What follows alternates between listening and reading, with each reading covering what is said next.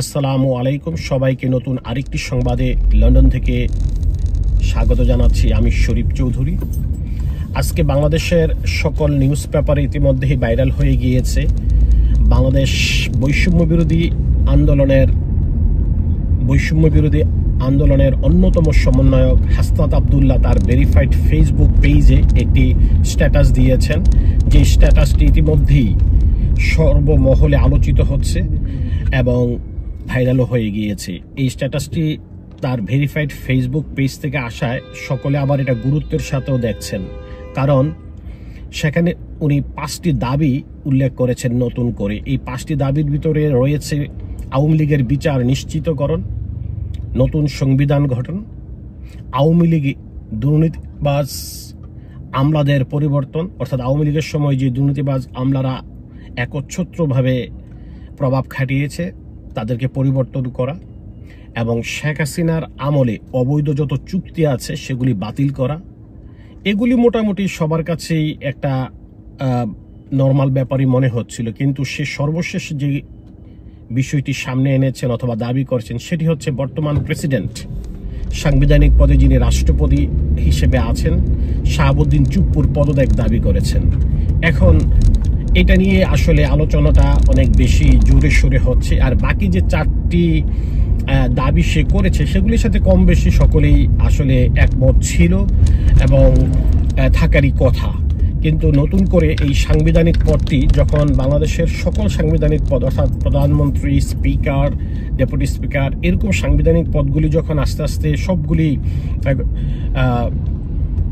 Step down হয়ে গিয়েছে, সেখানে একমাত্র এখন রাষ্ট্রপতির পদটাই রয়েছে যে সাংবিধানিকভাবে আমাদের অভিভাবক। এরকম একটি সেন্সিটিভ পদ হঠাৎ করে হাসনাত আব্দুল্লাহ পদত্যাগের দাবি করাটা এটা অবশ্যই তাদের দৃষ্টিকোণ থেকে অবশ্যই সাইন আছে, কিন্তু বাংলাদেশের বর্তমান যে প্রেক্ষাপট, অর্থাৎ এই ইন্টেরিয়র গভর্নমেন্ট শপথ নেওয়ার পর থেকে বৈষম্য বিরোধী ছাত্র আন্দোলন সহ বাংলাদেশের সকল রাজনৈতিক দলগুলো যখন একই প্ল্যাটফর্মে চলে এসেছে যে তাদেরকে সহযোগিতা করবে, আজ অবধি কিন্তু আইন শৃঙ্খলা থেকে শুরু করে সকল সেক্টরই একটু ফ্রাস্ট্রেশন অথবা বিশৃঙ্খলা স্পষ্টই দৃশ্যমান।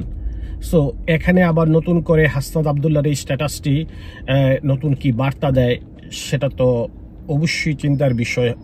আমাদেরকে মনে রাখতে হবে এই বৈষম্য বিরোধী ছাত্র আন্দোলনের প্রতিটি নেতা কর্মী এবং স্পেশালি যারা শীর্ষস্থানীয় নেতৃবৃন্দ রয়েছেন, হাসনাত আব্দুল্লাহ সহ যারা আছেন, তারা চিন্তা করতে হবে এখন প্রায়োরিটি বেস কাজ করতে হবে। যদি এই দেশটাকে বাঁচাতে হয়, এই দেশটাকে যদি আসলেই একটা সম্মানজনক জায়গায় নিতে হয়, সেখানে হঠাৎ করে এখন রাষ্ট্রপতির পদত্যাগ করা অথবা তাকে অপসারণ করাটাই কি খুব জরুরি, নাকি প্রায়োরিটি বেস আরও অন্যান্য যে বিষয়গুলো আছে সেগুলোকে গুরুত্ব দিয়ে সবচেয়ে বড় প্রায়োরিটি দেওয়া উচিত আইন শৃঙ্খলা? এখন পর্যন্ত আইন শৃঙ্খলা যে অবস্থা সেখানে দৃশ্যমান আসলে কোনো উন্নতি লক্ষ্য করা যায়নি, বরং মানুষ খুব ফ্রাস্ট্রেশনের মধ্যে রয়েছে। এইভাবে যদি আইন শৃঙ্খলা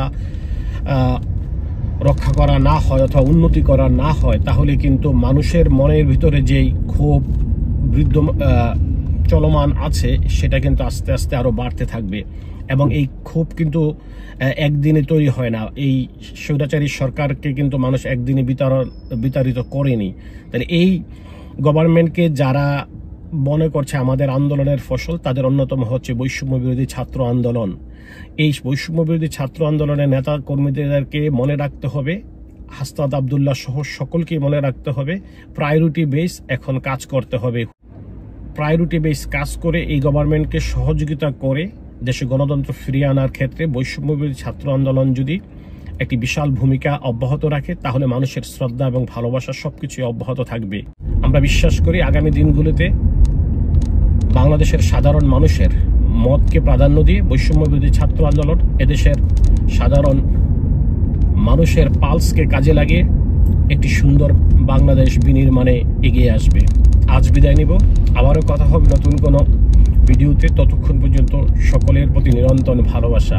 আল্লাহ হাফেজ।